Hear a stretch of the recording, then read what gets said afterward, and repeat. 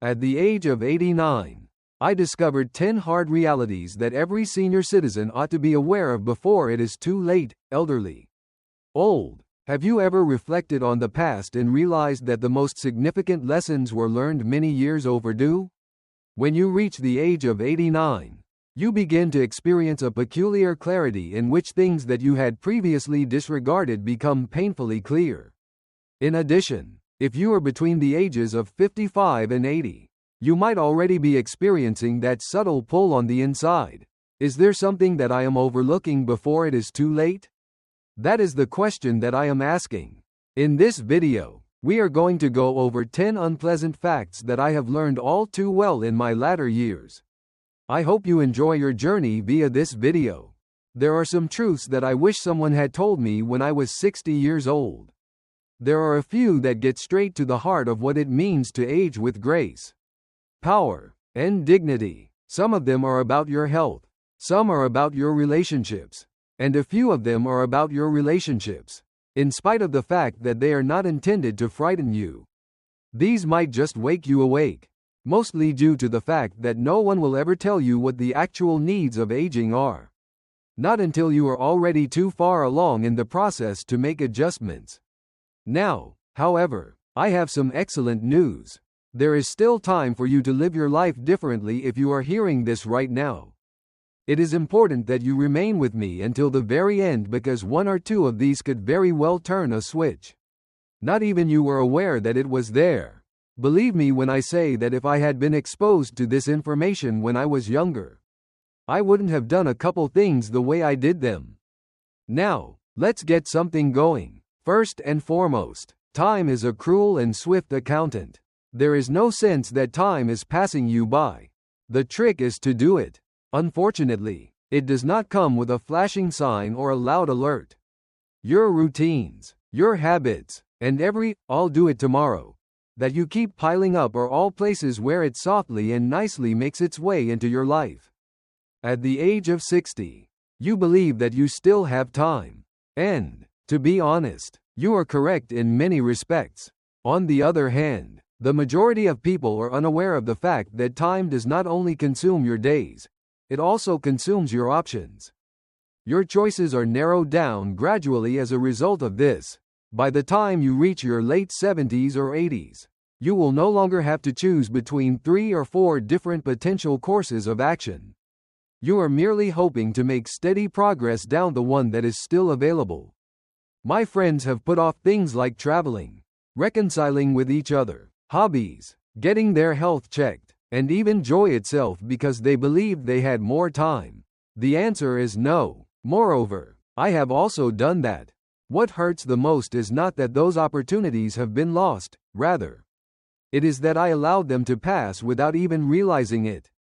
Permit me to illustrate this with a straightforward example. The name of my friend was Walter. When he told me that he wanted to publish a book one day, he was 68 years old. He wanted to leave something for his grandchildren. Having the stories, the passion, and the experience, he was present. However, whenever we spoke, he would always reply, "I'll begin the following month." As soon as he turned 78 years old, his eyesight began to deteriorate, his energy levels began to drop, and he was unable to concentrate as he had in the past. The stories were never written down in any form. He did not experience a lack of ideas. As a result, he was unable to carry them out in time.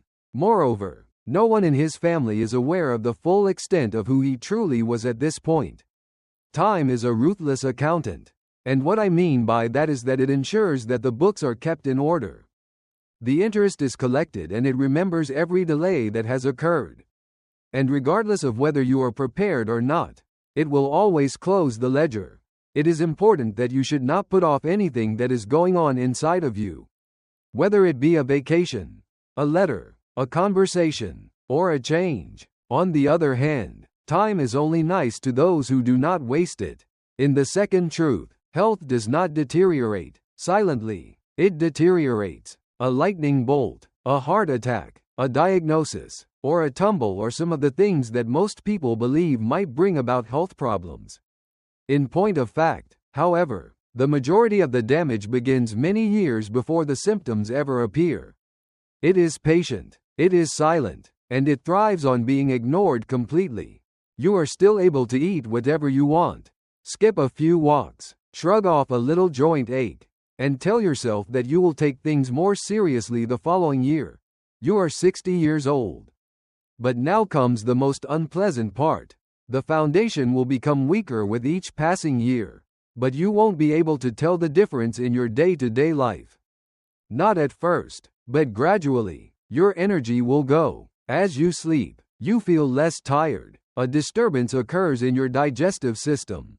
Both physically and spiritually, you get a sense of being weighed down.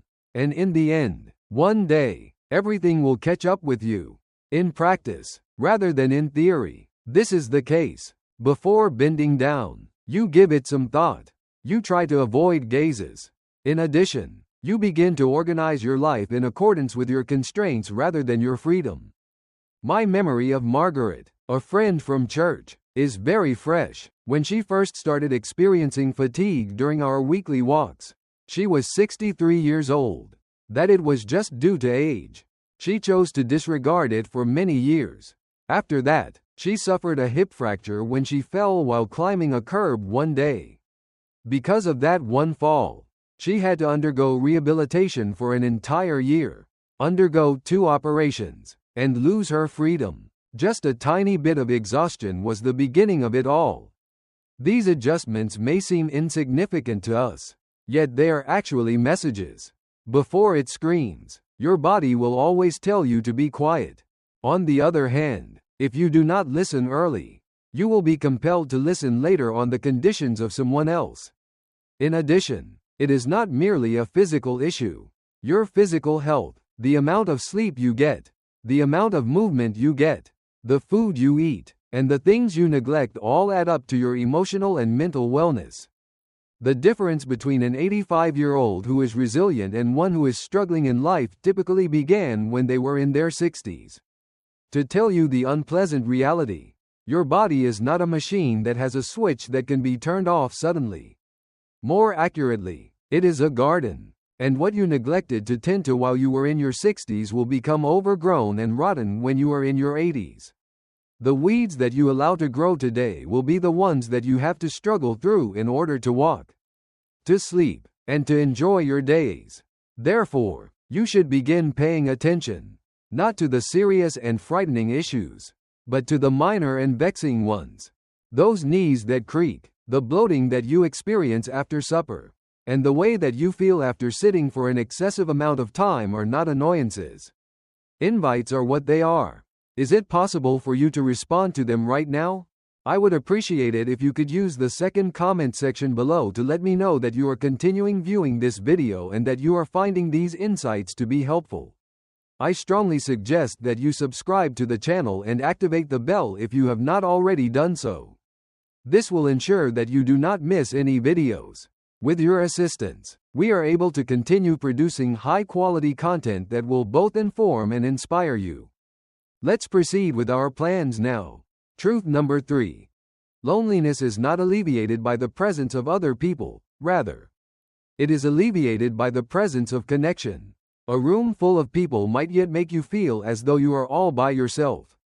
I am aware of this because I have experienced it at birthday celebrations, dinners with my family, and even in my own home, where there were voices all around me and I still had a quiet aching sitting in my chest. The kind of loneliness that no one ever warns you about is exactly that. The kind of relationship that has nothing to do with the number of individuals who are in close proximity to you and everything to do with how well you are seen in reality.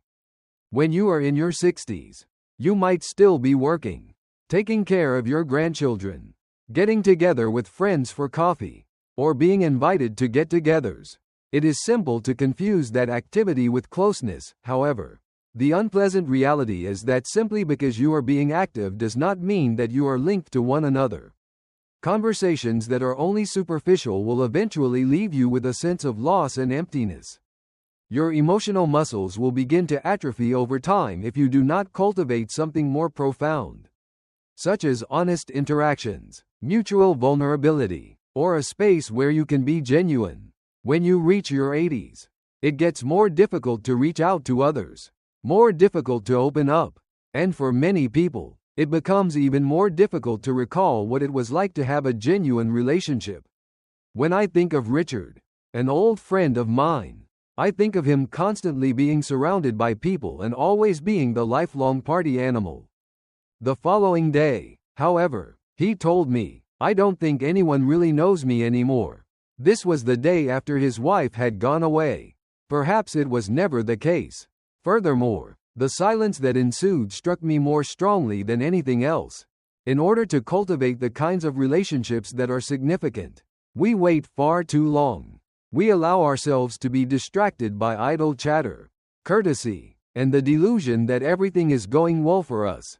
On the other hand, as you get older, you realize that you require at least one person who is familiar with the true you, including the stories, the regrets, the hopes, the peculiarities, and everything else. When something is not present, feelings of loneliness become more of a state of being than a fleeting moment. Also, do not fall into the trap of believing that it will resolve itself at a later time. Someday, you won't just find the individuals you're missing. You can construct them gradually. The construction of that structure must begin right away, while you are still in a state of energy that allows you to extend your hand. Forgive, share, and spend time. To be liked is not the same thing as having a connection. This is the result of being comprehended. And from my own personal experience, I can say that very few individuals reach their 80s with a full heart, unless they began making room in their lives for genuine connections decades earlier. Today, give someone a call and tell them something that is genuine. Try to be willing to look deeper than how you are doing and into how your heart is doing. It is possible that at first it will feel awkward, but I assure you that it is the only kind of company that will survive.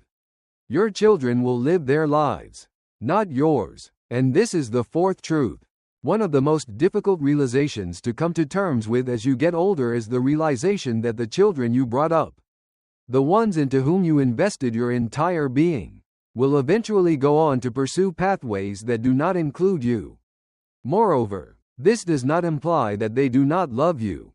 This merely indicates that they are human, just like we were when we were their age. There is a tendency to cling on more tightly, to offer more counsel, to remain active, and sometimes even to compromise your own needs when you are in your 60s. Especially if your children are grown and constructing their own lives. This is especially true if you are a parent who has children who are already established in their own lives. However, here is what you discover when you are 89 years old. Your kids don't remember how much you sacrificed for them because they don't know it. They remember experiencing joy, peace, and a genuine interest in your own life. They remember how present you were with these emotions. I have witnessed a great number of people my age who have built their entire emotional well-being around their adult children, waiting for visits, hoping for calls, and taking care of grandchildren without ever establishing limits. And when those children inevitably select spouses, occupations, or locations that do not center around them, it feels like they have been betrayed. But this is not a betrayal, rather, it is life. Their lives are not owed to you by your children. They were able to go forth and live their lives because you gave them life. That was the bargain from the beginning. Alice was a woman that I had the pleasure of meeting in a retirement community many years ago. She had devoted decades to the task of raising 4 children, working herself to exhaustion in order to make their lives simpler. However, she stated that a realization came to her when she became 80 years old. I don't even know who I am outside of being their mother. Not because her children were ungrateful, but rather because she had never constructed a life that was her own. She was devastated by the revelation that she had missed out on. When you put your own happiness on hold for the benefit of your children on a consistent basis, what you are really doing is giving up on yourself. Furthermore, in the long run, this does not result in a closer relationship, rather, it results in a silent bitterness on both sides. You can expect your children to make their own decisions. While some will be in line with your beliefs, others will not. That is not an accurate representation of your value. It is an illustration of the way that life develops. What you have control over is how you choose to spend the remaining years of your life. Develop new friendships, try out new interests, pay attention to your health, and, if you're lucky, fall in love once more. You should show your children that you are living, rather than waiting. The reason for this is that when they perceive that, they do not pull away. Furthermore, the most important thing is that they are liberated from the burden of being the focal point of your happiness. Truth number 5. You can never make up for the time you've lost with your sweetheart. Due to the fact that by the time the majority of people know it, it is already too late. This one hits hard. When you are in your 60s, you may believe that there is still time to make things right, to go on that trip together, or to simply sit on the porch and be. However, contrary to popular belief, time does not slow down when it comes to relationships.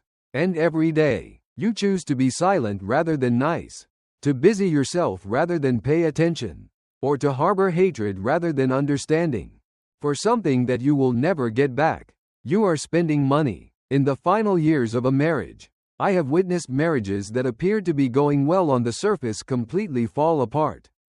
Because of years and years of silent neglect, not because of some massive betrayal that occurred in the past.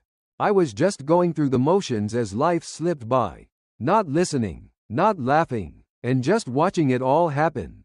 Additionally, you do not first feel it. You persuade yourself that we are simply busy or that things will improve after this phase is over at some point. However, the phases continue to appear, and before you realize it, the children have grown up, and suddenly there is no longer any noise. It's just the two of you, sitting at opposite ends of the couch, wondering how you got to be so far apart from one another. I was acquainted with a man whose name was Harold. At the age of 82, he was bereaved of his wife. I would give anything just to have one more dinner where I actually looked at her instead of the television. He said to me as he stood next to me at the funeral. He said this while he was standing next to me. I was able to remember that, mostly due to the fact that those missed glances, missed comments, and missed touches pile up significantly. There is always the belief that there is more time to fix things, more time to express ourselves, and more time to love more deeply. However, there is not. Even if your spouse is still alive, the version of them that you remember may not be the same. This is the most difficult aspect of the situation. The passage of time alters us. Having a disease alters us. You lose portions of the person you knew when you experience things like grief, forgetfulness, or even just exhaustion. Take advantage of the opportunity if you still have it. It is important to say what has to be spoken. Forget about the little disagreements. Move in a little bit closer. Investigate the state of their health. Surprise them with a few modest acts of kindness. Take their hand at the times of the day when there is less activity. Since, in the end, those are the moments that will replace the void left by their absence. Those moments will fill the stillness. If you are already by alone, it is possible that you have lost them. Perhaps the connection simply deteriorated over time. Avoid squeezing your heart shut.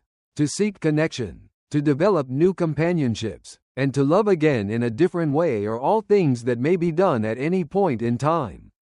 The first thing that needs to be done, however, is to be truthful about what was lost and what can still be saved. The fact of the matter is that we never run out of love. We are out of opportunities to demonstrate it. Do not wait for a very significant moment. Try to make the little things matter. Due to the fact that once they go, they do not typically return. I would appreciate it if you could use the 5th comment section below to let me know that you are continuing viewing this video and that you are finding these insights to be helpful. I strongly suggest that you subscribe to the channel and activate the bell if you have not already done so. This will ensure that you do not miss any videos. With your assistance, we are able to continue producing high-quality content that will both inform and inspire you. Now, let's proceed with our plans. Keeping track of the score and sending the bill at a later time is the 6th truth. You may feel powerful and capable at this moment. The fact that you skipped that stroll today or went to the fast food restaurant one more time won't make a difference in the larger scheme of things. On the other hand, the truth is that your body is watching. The collapse was not a big one-time event, rather, it was more like a quiet accountant who was recording every decision, every stress, and every shortcut that you believed you had gotten away with. Even in your 60s, you still have time to make a change. In addition to regaining strength, resetting behaviors, and reevaluating how you treat the one and only place you will ever call home, you have the ability to undo more than you realize. However, if you do not, your 70s and 80s will not be able to hide the fact that you are becoming older. The sluggish mornings, the painful joints, the mentally cloudy state, and the increasing number of drugs that are being taken. What the majority of folks get wrong is as follows. They bide their time till something fractures. But by that point, you have not made any adjustments. You're taking care of the damage. Taking action is not something you should do when your physician raises the alarm. It is at this point that your body is still muttering via stiffness, through fatigue, through that hunch in your back, or through the shortness of breath that you experience when climbing stairs. Charlie, who was 65 years old at the time, chuckled at the thought of stretching. I remember him very well. Having said that, that is for those who do yoga. At the age of 72, he was unable to move out of a chair without assistance. He had spent years avoiding action, which caused his muscles to become smaller and more rigid. He believed that he had some spare time. It wasn't him. Also, it is not just about the discomfort in the body. Your self-assurance, your independence, and your delight are all being eroded right now. What you present to the world shifts as a result of this.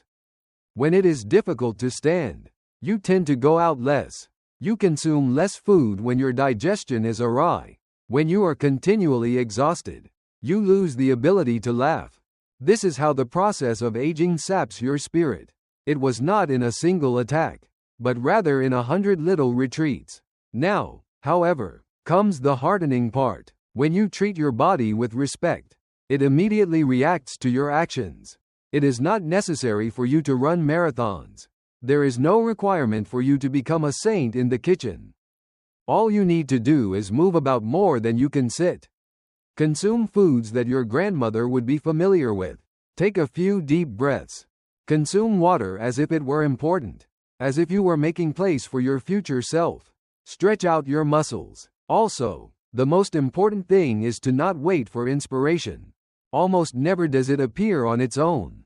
It is necessary for you to have self-control and a clear vision of the person you want to be 10, 15, or 20 years from now. Habits that you develop in your 60s are the ones that will either carry you through your 80s or bring you down. I guarantee that if your future self were able to communicate with you right now, they would tell you to look after yourself. You are vital to my success. The majority of the things you feared did not come to pass.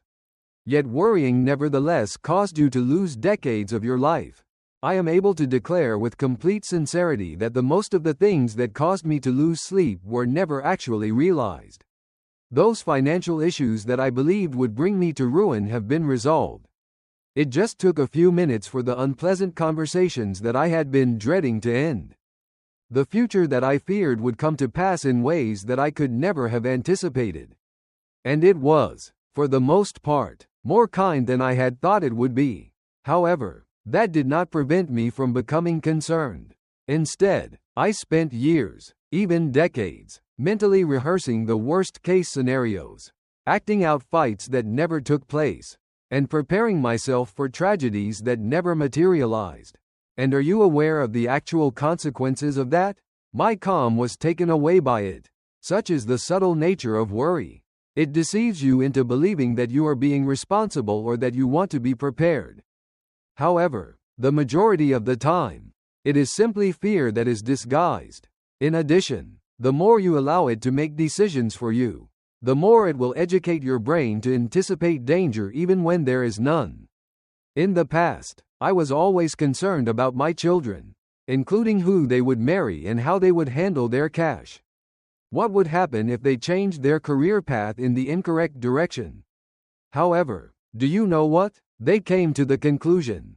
It is not always flawless, but it is sufficient. Despite all of my late night pacing, they were not helped by it, only wore me down in the end. It is a common misconception that worrying will protect us or the people we care about. But this is not the case. Wisdom, taking action, and letting go of things that we are unable to control are the things that protect us. There is no such thing as worry. It simply consumes the hours of your life without ever providing you with a remedy to the problem with it.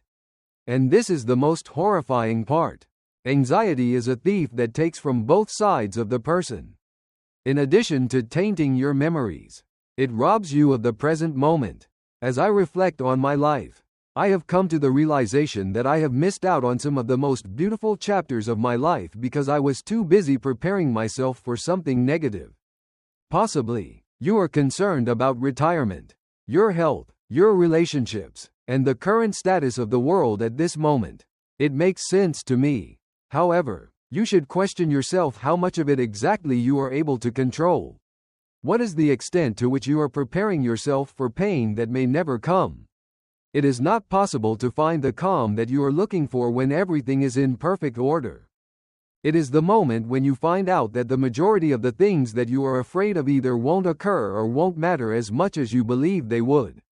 Do not, then, allow anxiety to be the author of your story. Do not waste your valuable years by imagining terrible things that could happen. Take longer, more deep breaths, and laugh more frequently. Have faith that the same strength that made it through each and every challenging day in the past will bring you through this one as well. Because it will. This has always been the case. When you are sick or afraid, your career will not be able to grasp your hand. This is the eighth truth. For many years, we have devoted ourselves completely to our profession, in the belief that this is what strong people do. We show up early, stay late, push through holidays, ailments, and even bereavement and do all of these things. In addition, that commitment helps to form who we are in certain respects.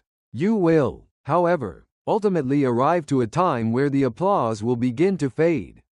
The emails will cease, and the only thing that will continue to reverberate throughout the room is the question: was it worth it? Even if you are in your 60s, you may still be pursuing the next objective, the promotion, or the status, and there is absolutely nothing wrong with endeavoring to achieve these things. However, you should not confuse your job with your identity, since it will eventually run out of you. Sometimes abruptly and sometimes gradually. You will not be mourned by it when it finally does. I've seen a lot of people retire, and I've always thought that they would be missed more than they actually were. During the same week that they left, some of them had their offices cleaned out. Some individuals trained their replacements, only to discover that the very team that they had previously constructed had forgotten about them. This is not an act of cruelty, rather, it is simply the way things are. The machine continues to go forward. A man named Gerald was someone I knew who had worked for the same firm for 35 years. Missed birthdays and canceled vacations. He was usually the first one to arrive and the last one to depart. He remarked, "I thought the company would send someone to check in. Not even a card," when he was 73 years old and received the news that he had acquired cancer. That moment was far more devastating to him than the diagnosis itself. Jobs do provide us with a sense of purpose, but they were never intended to be the only part of the story. In addition, when you are experiencing health problems, sadness, the effects of age, or even just loneliness, it is not your title that brings you solace. People, and the relationships you have with them. It is the sensation you get when you wake up and there is no appointment scheduled on your calendar. Retirement might feel like a form of exile, especially if you have spent your whole adult life determining your worth based on your level of productivity. However, this does not have to be the case. Building friendships, cultivating your interests, and establishing routines outside of work are all things that you can do right now to make the transition easier on yourself.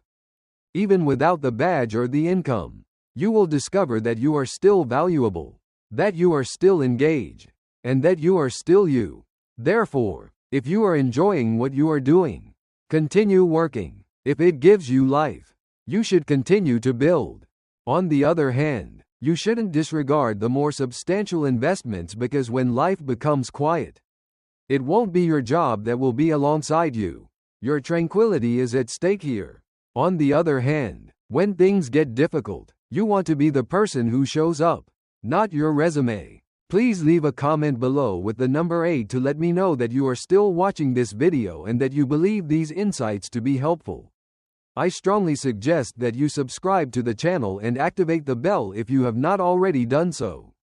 This will ensure that you do not miss any videos. With your assistance, we are able to continue producing high-quality content that will both inform and inspire you. Let's proceed with our plans now. My 9th and last truth is that if you don't learn to humble your ego, life will do it for you. A significant portion of your life is spent attempting to demonstrate your worth to other individuals, including your parents, your peers, your boss, and sometimes even your own reflection. It's not necessarily a bad thing to have that kind of drive. You are able to complete your education, establish a career, bring up your children, and develop a name for yourself. But the truth is that ego is only helpful up until the point where it begins to hurt. As one gets older, they come to the realization that pride, if it is allowed to continue unchecked, can become a prison. It prevents you from appealing for assistance when you are in the wrong. It prevents you from acknowledging it. Furthermore, it misleads you into believing that being dependent on other people is a sign of weakness. Those delusions will end up costing you more than you are aware of. When I was in my 80s, I witnessed men who fell and refused to tell anyone about it.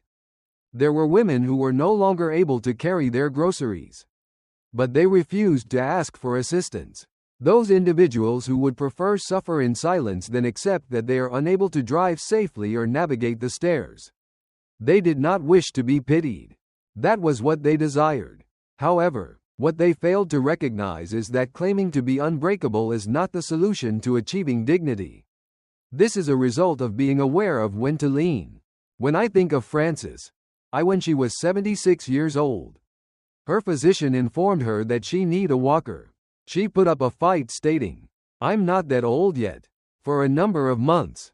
On the other hand, she suffered a broken wrist after falling outside of the pharmacy. Even though she required that walker long before the fall, she put it off because she was too proud to get one. In the end, it was not her physical body that was the one that betrayed her. The reason behind this was her refusal to accept assistance. Your ego may whisper, and people may perceive me as being weak. However, the reality is that strength is not determined by who need the least amount of assistance. It all depends on who is able to recognize when to ask for it. Saying something like, "I can't do this by myself," carries a great deal of weight. Even more so when it comes to allowing other people to show up for you. This extends beyond the realm of physical capability.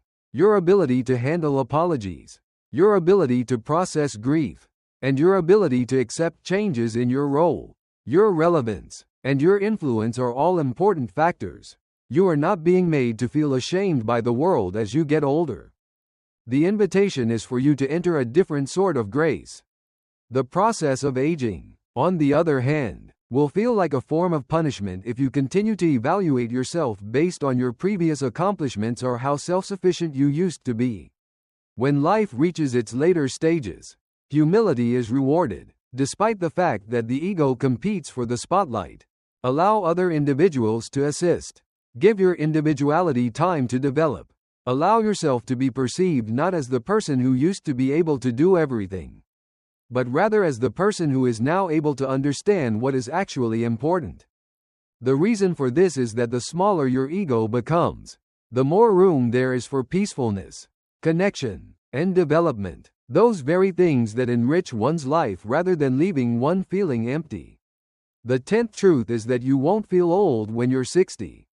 But you'll regret waiting until you are 60 to act as if time is important. The peculiar thing about becoming older is as follows. Neither a clear warning nor an announcement of its existence is made. When you wake up one morning, You don't remark to yourself, "Well, I officially am old now." It is not overt at all. In general, you are still moving, still thinking clearly, and still in charge, even though you may feel a little bit slower and possibly a little bit stiffer when you are 60 years old.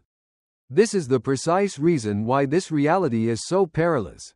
Because it is simple to convince yourself that there is still time to take your health, your relationships, and your dreams seriously while you are experiencing such a positive state of well-being.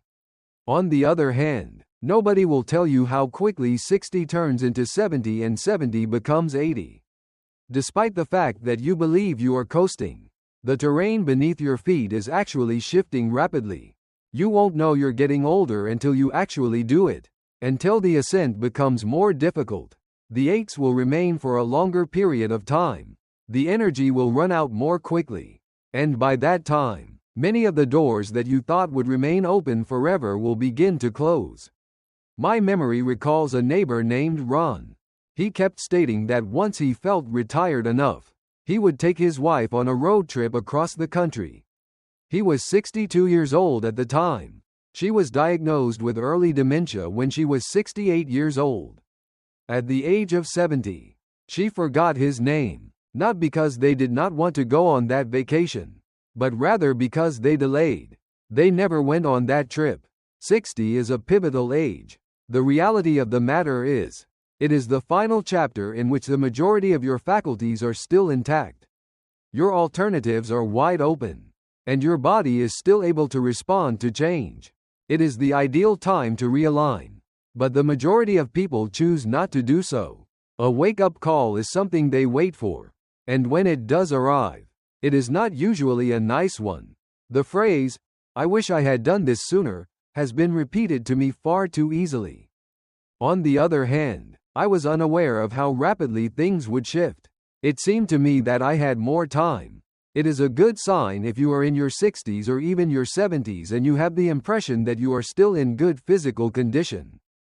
That should serve as a signal for you to take action, not to put things off but to make them a priority, to cultivate the routines, the memories, and the resiliency that will carry you into your older years with dignity rather than despair.